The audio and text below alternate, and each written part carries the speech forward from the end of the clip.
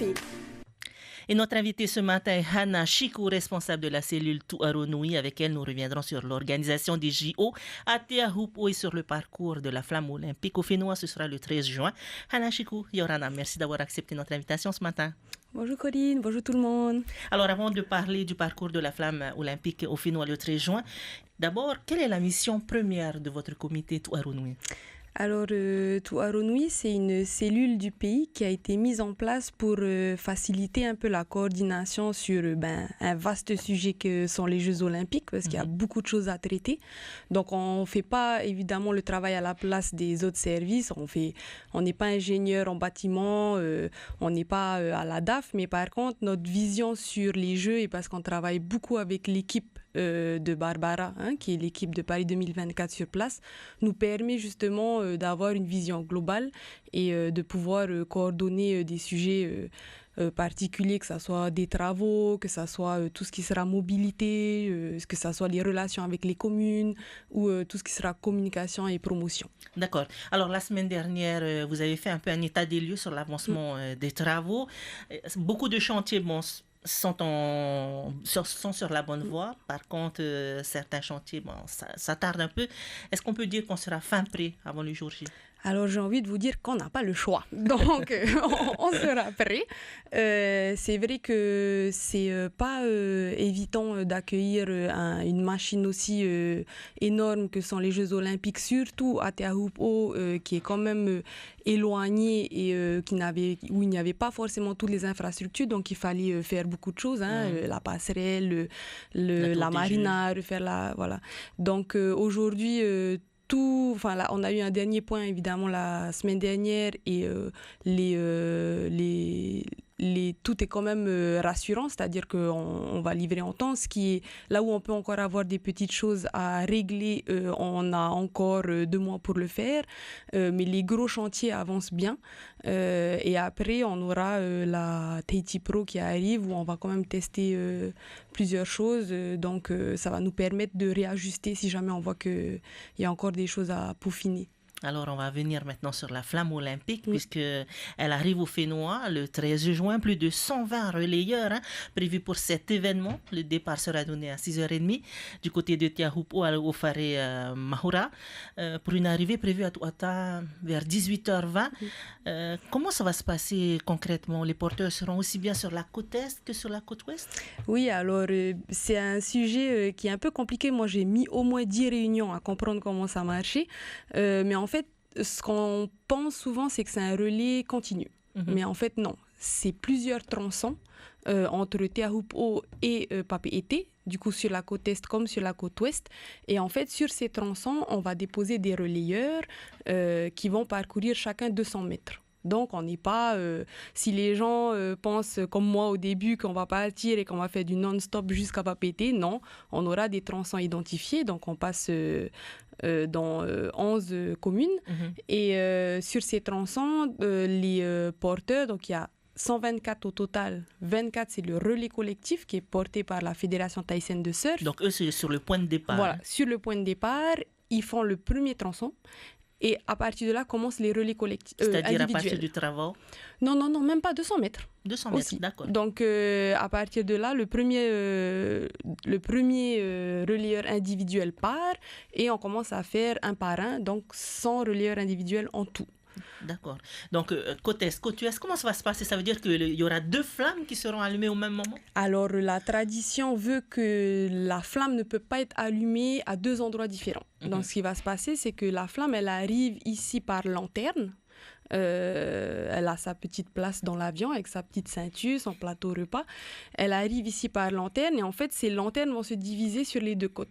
D'accord. Donc, ça va travailler en alternance, en fait. Donc, on va commencer par un premier tronçon. Le deuxième tronçon se prépare. D'accord. Et comment vous allez communiquer par téléphone? Ah, ben là, ça, c'est un gros dispositif. C'est Oviri Events qui s'occupe de la gestion du parcours sur Tahiti. Et oui, Tokiwoki, là, depuis août dernier, on fait les réunions avec les communes. Hein.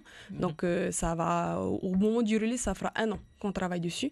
Donc, les équipes de police, les pompiers des communes sont mobilisés, les gendarmes sur chaque secteur sont mobilisés. Donc, c'est un gros travail de coordination avec tout le monde, quoi. Et les porteurs, ils seront positionnés où? Ils seront déjà prêts avant l'arrivée? Comment ça va se passer pour le déplacement de ces 124 relayeurs jusqu'à Touata? Oui, alors il y a ils vont être acheminés sur leur tronçon en amont pour que évidemment tout soit prêt dès que la flamme arrive.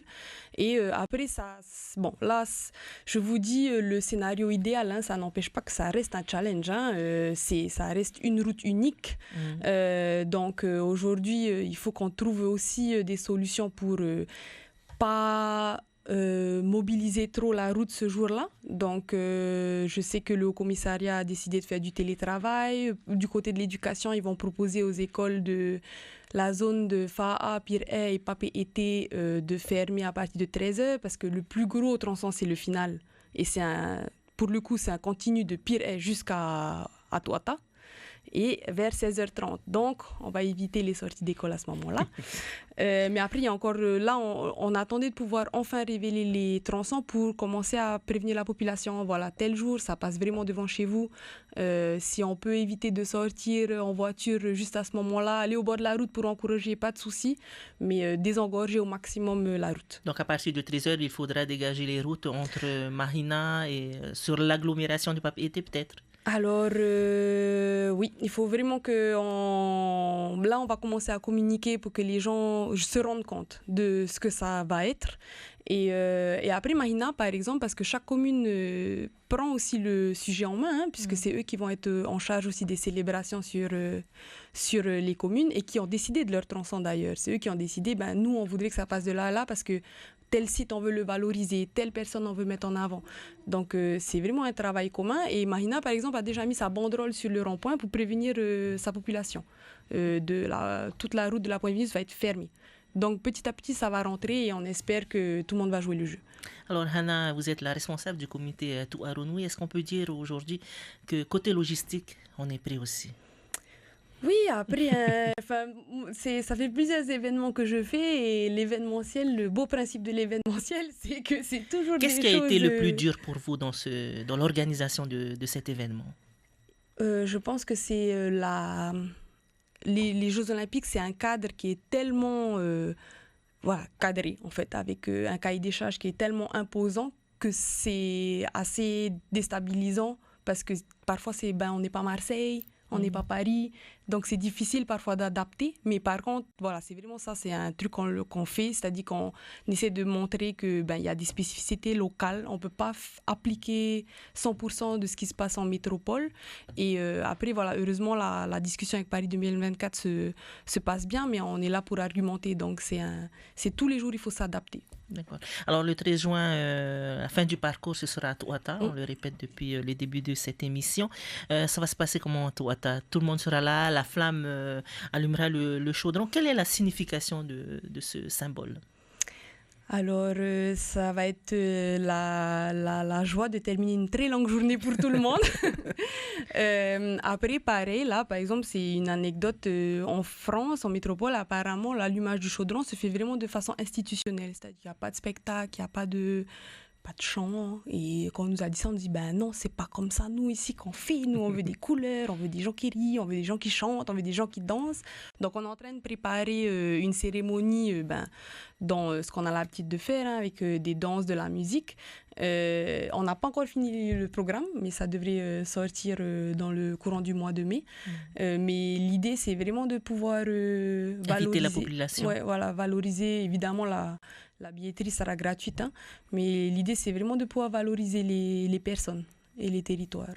D'accord. Alors, combien de personnes est-ce que vous avez mobilisées pour cet événement?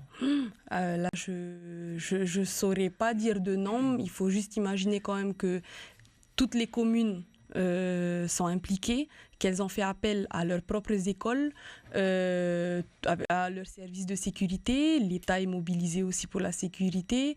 Nous, on a notre cellule, mais il y a d'autres services du pays qui sont mobilisés. Donc, c'est énorme. D'accord. Alors, le jour des épreuves, c'est fin juillet. Côté sécurité, tout est prêt également. Comment ça va se passer? À quoi il faudra s'attendre chez nous? Alors, ça va être particulier en effet du côté de Teahupo. Alors là, je vais me permettre de parler un petit peu à la place de Paris 2024 et de l'État parce que c'est pas le pays qui maîtrise particulièrement ce sujet. Mais c'est vrai que les accès vont être très réglementés. C'est-à-dire qu'il faudra pouvoir avoir une accréditation à partir de la mairie de Teahupo. Et les riverains seront identifiés évidemment, donc eux, ils viennent chez eux, il n'y a pas de problème.